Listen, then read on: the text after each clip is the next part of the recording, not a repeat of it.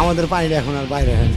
চলে গেছে গন্ধ ছিটা যাইতেছে, রান্না খাওয়া তো নাই, বাথরুমে যাইতে পারি না, বাচ্চা কাচ্চা তো অসুখ। মাসের পর মাস ধরে পানিবন্দী জীবন কাটছে রাজধানীর পল্লবী এলাকার কলাবাগান বস্তির প্রায় ৩০০ পরিবারের। টানা জলাবদ্ধতায় তলিয়ে গেছে ঘরবাড়ি, রান্নাঘর ও টিউবওয়েল পর্যন্ত। অনেকের ঘরের ভেতর হাঁটু সমান পানি জমে থাকায় রান্না করা তো দূরের কথা, স্বাভাবিক জীবনযাপনও অসম্ভব হয়ে পড়েছে। ফলে দুর্বিষহ জীবন কাটাচ্ছেন ৩,০০০-এর বেশি মানুষ।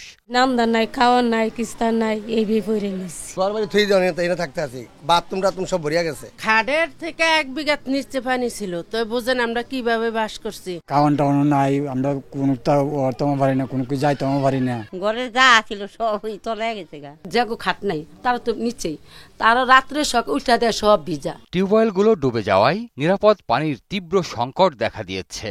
বাধ্য হয়ে অন্য জায়গা থেকে খাবার ও পানির ব্যবস্থা করতে হচ্ছে তাদের। টিউবওয়েলটা ডুবে গেছে দেখে আমাদের খাওয়ার পানির বেশি কষ্ট হয়েছে।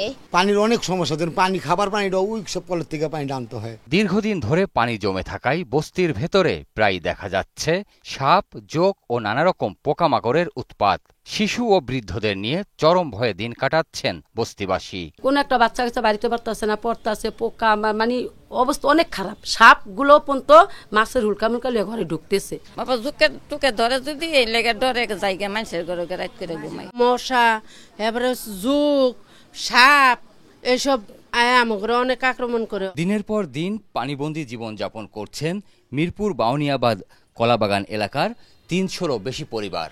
সিটি কর্পোরেশনকে বারবার তাগাদা দেয়া হলেও তাদেরকে এই পানিবন্দী জীবন থেকে মুক্তি দেওয়ার জন্য কোনো উদ্যোগই নেওয়া হয়নি বলে অভিযোগ এই এলাকার মানুষজনের। দীর্ঘদিন ধরে পানি জমে থাকায় পরিবেশও হয়ে উঠেছে অস্বাস্থ্যকর ও ঝুঁকিপূর্ণ।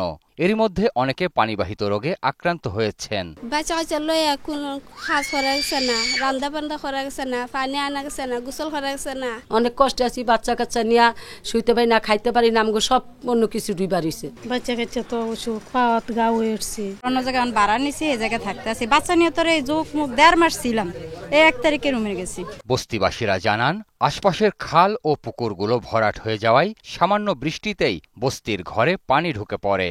এ নিয়ে একাধিকবার সিটি কর্পোরেশনকে জানানো হলেও কোনো কার্যকর উদ্যোগ নেওয়া হয়নি। ওই জায়গাটা জালি দেওয়ার কারণে ওই কৈচির মধ্যে আটকে যায়, আবার পরিষ্কার করে আবার আটকে যায়।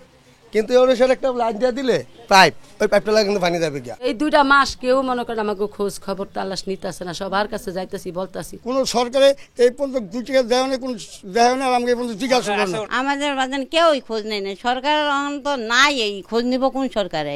অবশেষে বাধ্য হয়ে তারা স্থানীয় রাজনৈতিক নেতাদের সহায়তা চান। তাদের উদ্যোগে সম্প্রতি পানি নিষ্কাশনের কাজ শুরু হলেও এখনো অধিকাংশ পরিবার জলাবদ্ধ অবস্থায় মানবেতর জীবন কাটাচ্ছে। এলাকাবাসী কিছু আমল লোকের কাছে আমরা গেলাম, আমরা এর কাছে কিছু হেল্প চাই। তো আমরা গেছি, লোক পাঠাইছি, সে আইসা এদিকে লোক ঠোক লাগাই দিয়ে গেছে কাজকর্মেতে। নিজের গাইডের শ্রম দিয়া, টাকা পয়সা দিয়া উনি মানুষ দিয়া এটি ঠিক করাইতেছে, পরিষ্কার করাইতেছে। আমিনুল ভাই আসে, ঠিক আছে, এই যে পানিটা একটু কমছে, হ্যাঁ ছিল, আমরা একটু পানি কম পাইছি। এখানে লেবার লাগানো হয়েছে যাতে পানি ড্রেনেজ ব্যবস্থাটা পরিষ্কার করা যায়, পানি নিষ্কাশন করা হয়। বস্তিবাসীদের দাবি, দ্রুত খাল ও ড্রেন সংস্কার করে কার্যকর পানি নিষ্কাশনের ব্যবস্থা নিতে হবে, যাতে করে তাদের আর এমন দুর্ভোগ না পোহাতে হয়। বৃষ্টি বা বন্যা নয়, তবুও পানিবন্দী জীবন। বাউনিয়াবাদ এলাকার কলাবাগান বস্তিবাসীর এটাই যেন নিয়তি হয়ে দাঁড়িয়েছে। মাসের পর মাস পানিবন্দী জীবন কাটাতে গিয়ে তাদেরকে ভুগতে হচ্ছে নানা ধরনের রোগ ব্যাধিতে। প্রিয় দর্শক, আপনাদের দুর্ভোগ দুর্দশার চিত্র তুলে ধরতে চাই ২১শে টেলিভিশন। আপনাদের যে কোনো ভোগান্তির কথা জানাতে ফোন করুন এই নম্বরে। তথ্য পাঠাতে পারেন হোয়াটসঅ্যাপ এবং ইমেইলেও।